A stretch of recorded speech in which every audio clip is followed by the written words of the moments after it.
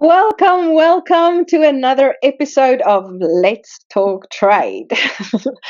Today we have with us Mr. Shakwani, Kush Shakwani, one of our renowned consultants in the field from Pakistan. Would like to again welcome all of you. Welcome, Shakwani, for joining us today. Thank you very much. So we have worked together. We've had the amazing privilege of working together with Mr. Shakwani since what's it now? I think Shakwani. I think about 2016, 2017. Yeah, around 2016. And it has been such a pleasure. We have, over the last number of years, achieved so much together. But before we tell and share everything that has happened, tell us a little bit, who is Mr. Shakwani? In fact, I am a self-made person. I belong to middle class family, and I got my education in Punjab and got my master's in economics. Then I joined Pakistan Customs, where I served for almost uh, 30 years. Then I got retired from there, and then I was doing some on and off consultancy works. And in the meantime, we met Dorothy, who asked me, and I was lucky to join Blue Blocks. And from 2016 onward, uh, I learned a lot and did very good projects with Dorothy and her team. So I learned a lot uh, about the compliance taxation system and the problem being faced by the IT companies. Uh, so during these days, I polished myself and uh, rather being on the other side of the table, I learned the problem of the trade, and it was really something new, a new experience for me. That how the government side behaves and how the trade faces the problems and how their problems are dealt in the government departments and how it is facilitated. So it was a blend of my personality is now a blend of both the experiences. I mean, from the private side and from the government side. So, so this is my brief uh, introduction to you. That's incredible. That's incredible, Mr. Shakwani. I think if we think about it, I think I reached out to you because we had a customer in the high tech sector that had 32 million of goods trapped, as one would call it, in the market, right? And it was because they imported these goods into the market for their service supply chain. And they served their service supply chain for numbers of years, and through distributors they imported the units, and then when the unit failed at the customer, they replaced the unit through the service supply chain and collected the defective unit. And as a result of many years in the market, they had all of this, let's call it, trapped units in the country that was still either functional or defective, that they couldn't export. and and the reason they couldn't export it was because the law was a little bit let's say vague. The law didn't say no, you cannot, and the law didn't say this is how you can do it. There was kind of a mismatch between what the officers understood the law to say, what the banking system understood the law to say, what the market, the logistics authorities found the law to say. And this mismatch between all of these people created a rather significant challenge in Pakistan. Well, I don't want to spoiler alert this, but hey, we solved the case and we're able to get the law clarified with the influence of ministers in the country, collaboration with the state bank, and collaboration with customs to get this resolved. Something that some of Pakistan's ambassadors told me is impossible. And I talked with the Pakistani ambassadors. They said to me, "What you did or what you're doing is not possible." And I said, "Well, we've already done it." So now I would like to ask you, how does that make you feel being part, now looking back?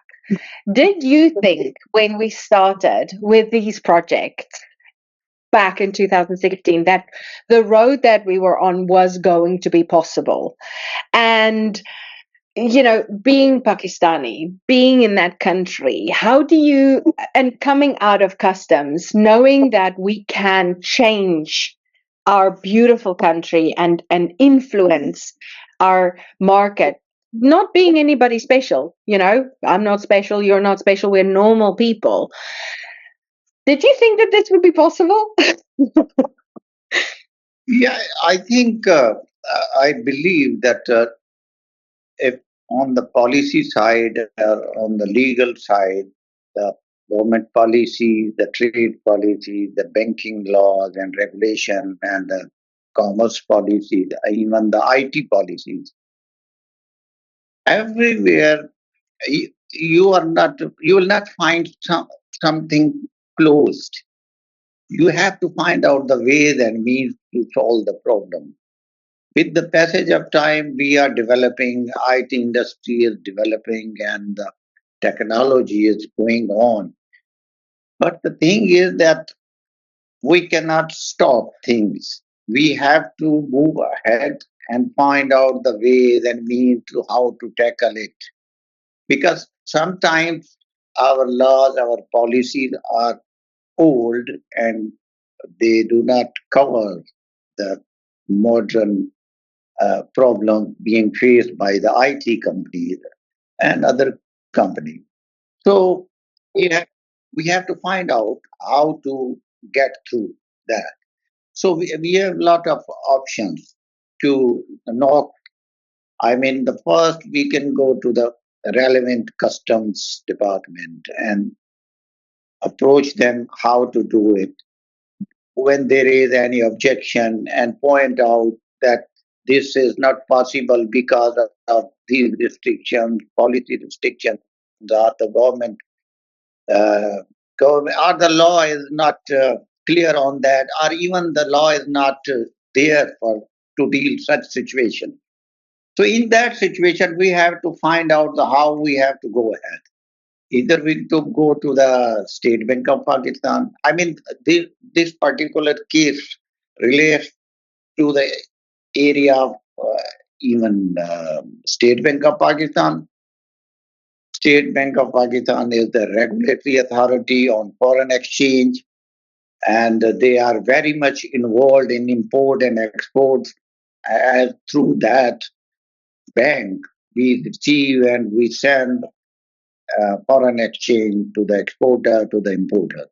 So the thing is that if there is no law, then we have to get some permission, some special permission by saying that this is our genuine case. In the same way, we went to the customs, and customs says the import policy law does not cover it. You go to the state bank. We approach to the state bank, and the state bank says, okay, you should provide us the documents and we will see it and we will scrutinize all the documents. If your case is okay, then we will allow you. But that is a process that has to be done through the scheduled bank. I mean, through the bank, we have to go to the state bank. In the same way, if we go to the Ministry of Commerce, they say first you have to exhaust your remedies available in the customs and other areas, then you should come back to us, whether you have exhausted that or not. If so, then you have to provide us the evidence that the custom has raised objections and said that this is not possible and you should get special permission or go to the State Bank of Pakistan. So we then went approach to the Ministry of Commerce. They say we are going to make certain laws to deal such situation because it is a new situation. We must understand that when there is a new situation, everyone is very cautious and they are not so cooperative. I mean, you have not, your problem is not supported any law of the land. So they say if there is no law on the subject, then you have to get remedy from the concerned legal forum. I mean, you get the law amended and get the new law from the concerned ministry or and you need a new legislation. Yes. So then when they are, but that purpose was to solve the problem. And Yeah. I think that Ministry of Commerce was uh, very cooperative. But they said, since you have an IT company, we take on board Ministry of IT also, so that we could say to the high, uh, high officer that your case is very genuine and the IT ministry is involved in this case and they are supporting that this these equipments are modern equipments and in line with the IT policies of the government of Pakistan. So then we approached to the IT ministry. They were very kind and they supported us. Then they issued a recommendation letter to the Ministry of Commerce, to the uh, State Bank of Pakistan, and to the um customs also, that the IT companies should not be disturbed and their imports and exports should be smoothly arranged by the customs and they should be properly facilitated. So I think, accordingly, yeah, yeah, sorry, I yeah, think it's incredible, right? I mean, that took us, if we think about it, that took us 7 years. yeah. It I took mean, us 7 years to get that decision from the authorities and get it implemented. Now, most people would not persist for 7 years to get something yeah, like that through. So, we are genuine. Yeah, we are genuine people. I mean, our companies were very good and uh, high-ranking company in the world. So we were doing for that this should be once it is uh, accepted by the Ministry of Commerce, that then we will be able to get through this I mean the regular basis. I mean the company should not be suffered again. Once it is done, then they will surely understand the problem and they will make necessary amendments in their policies, in their laws. yes, So the future, this company will not suffer again. So we were there for that purpose, that even the other companies will be benefited through our efforts. I mean, no correct. one, yeah. We have invested a lot of time on this, and the benefit of this struggle will be showered on other companies also. Exactly. And I think if we think about it, right? I mean, what you just described, the issue came, we discussed it with customs, discussed it with the state bank, discussed it with charter banks, discussed it with the Ministry of Commerce, discussed it, brought it in with the ministers of IT and so forth. And then ultimately a decision was made, and through a lot of collaboration, that decision was issued towards customs to the bank in order to release this 32 million of goods, in the country to facilitate export. But more than that, to your point, an awareness was brought to the market. Now, my question is, when I sometimes tell people what we did, they just shake their heads and say, this is not possible. And other people are saying, how do you deal with that in Pakistan? Because they are saying Pakistan is corrupt. Now, you and I know this whole 7 years of fighting this case, not one little bit of corruption took place.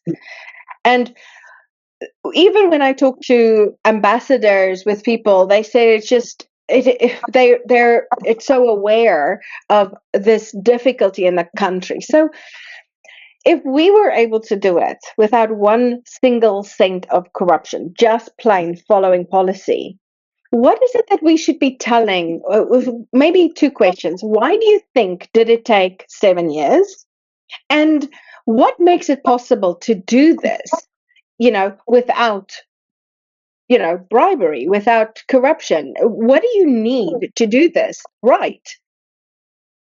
So I think our case was on merit, and this is a perception in different areas, but this is not correct because our experience is here with us that nothing like that situation is there. We fought our case on merit, and we got the permission from the ministry. So this is a wrong perception, I think, regarding the corruption. Everything is on merit, and it is believed that when we are struggling to get the permission in those cases where there is no law or the law is silent, then for that purpose, you have to prepare your case properly. You have to find out the legal provision to support the case and to tell the ministry people or the policy maker or even the State Bank of Pakistan, because they are not. Was the first case. It was a first case, and in that case, you have to tell them that this is the law which support us, and you have to go through this law. Yes. Yes. Yeah, we have to help out to them that this is the way we have to get through legally on merit, because this is not it was not a practice. It was a first made a first example. In that case, that this situation is not there. You have to go through the whole policy laws and procedures and help the department and the officers that this is the way to do it. So Yeah. you help them, and that will be beneficial for you because you will get that easily, because if you don't work, you simply say they are not doing it, this is the corruption, this is wrong, totally wrong. You you make your case properly, you prepare it on legal basis, and then you put up your case and even guide them and assist the officers.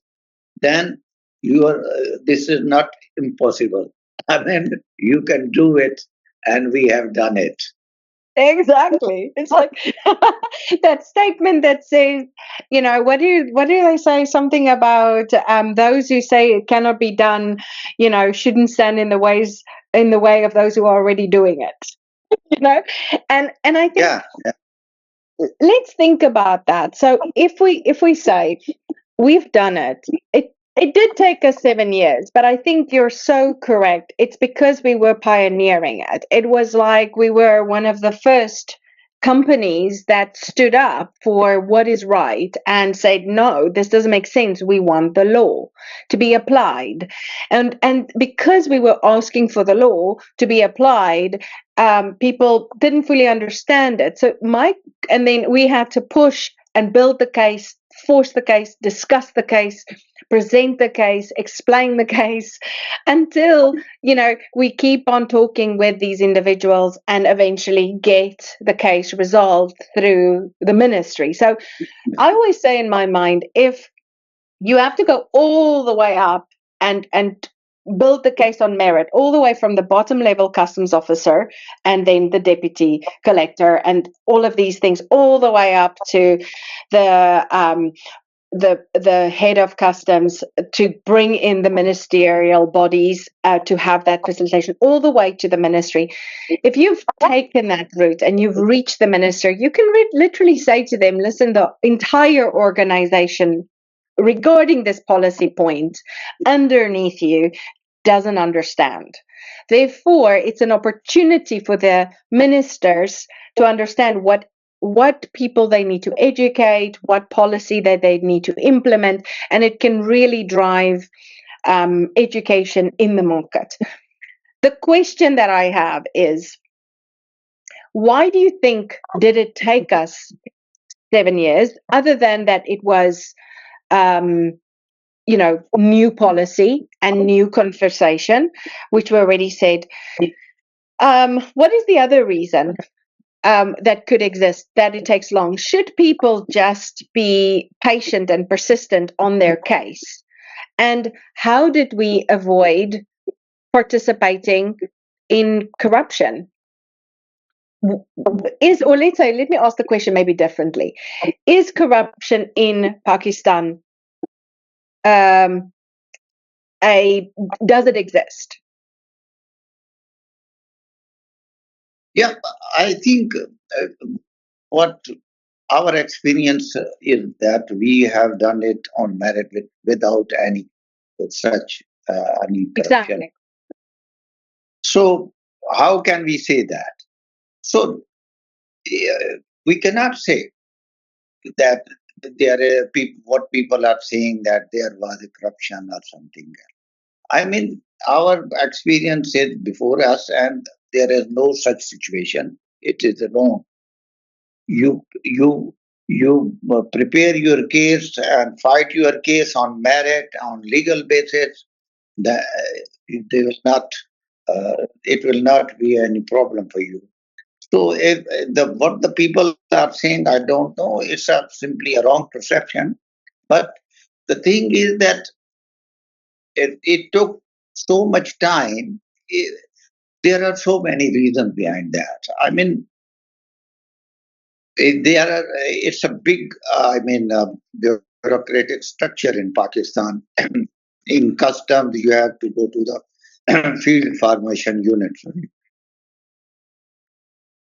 Just to go to the field formation unit and tell them, and at lower level that there is a principal appraiser, then assistant collector, then deputy, and then additional collector, then collector of customs.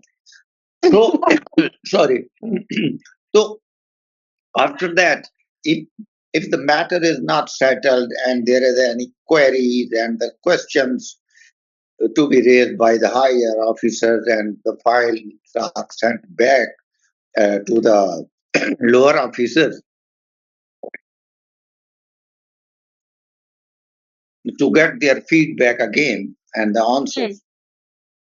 So after that, most of the time, files shuttle between the offices due to various reasons on merits, on legal points, on procedural points.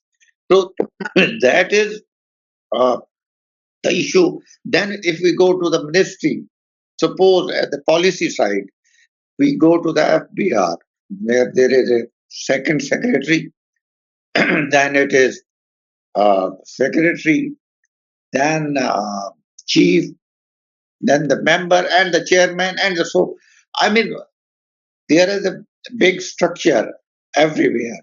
In the same way, in the Ministry of Commerce, if you go to the section officer, then file goes to the deputy secretary, then to the joint secretary, then to the additional secretary, then to the secretary. I mean, it's also a, but all this structure is made to safeguard everything. I mean, Yes, the check and balances are everywhere. There, that there should be no illegality. Everybody, an experienced person, should check everything. Who exactly. are experts. So, in the same way, we went to the customs. We get some negative reply. Then we went to the State Bank of Pakistan accordingly, because customs first of all said that you should go to the State Bank of Pakistan. Then we spent a lot of time with, because State Bank says that this is not the scheduled bank, it's a policy and regulatory authority, and we don't deal with the customers. You have to go to the, you have to come to us through scheduled bank. First, you Exactly. should approach to the scheduled bank, your bank, and then they will send your case to us. So, Exactly. meeting, we tried to meet the governor, State Bank of Pakistan, but they replied that you can't meet directly because your case is to be prepared by the scheduled bank, commercial bank, and they will send us. Then we will see and decide, and that will be communicated through the scheduled bank. Not the, that is public dealing is not there. I mean, in the State Bank of Pakistan. So it also took a lot of time. Then we went I think to the if we, copy. if sorry, Shakwani, I'm just thinking.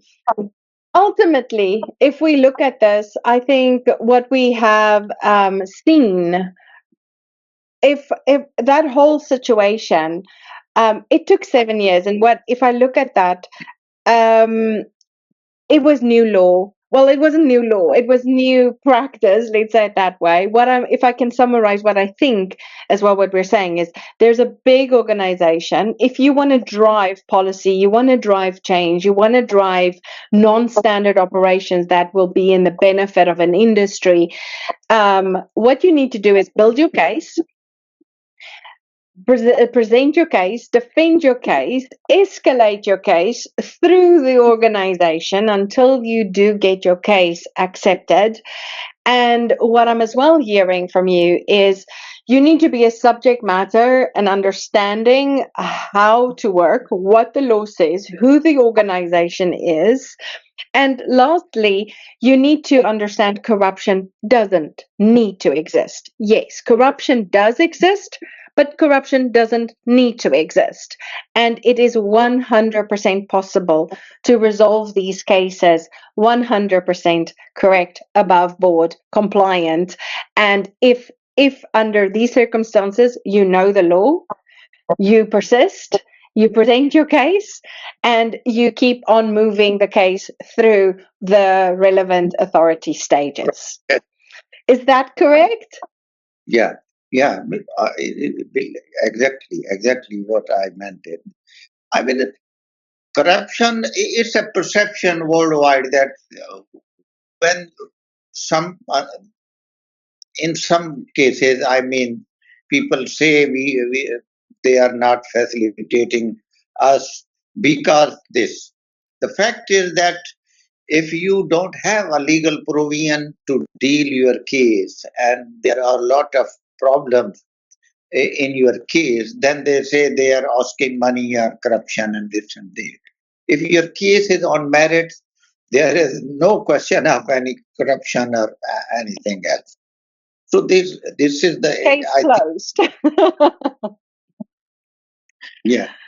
So I think maybe one last question before we close today's call is how did you feel the day when you got the ministerial waiver and the day when the shipment left the country? How did you feel on those 2 days? We were, I was relieved and we were all relieved. I mean, we were happy that we have done it and succeeded in doing that. It was an old project. I mean, we spent a lot of time, and naturally, it was an inner happiness for us. Absolutely. Absolutely. Well, I want to thank you today, Shakwani, for joining us in Let's Talk Trade. I am convinced there will be a lot more people that would be interested in the story and learning about how to navigate the challenges within Pakistan, correct and compliantly. And we look forward to welcoming you back as well again on Let's Talk Trade to discuss other trade challenges and topics related to Pakistan. Thank you so much for Thank joining us today. you very much. My pleasure. Thank you. And thank you for everybody joining us. Let's talk trade again soon. Goodbye.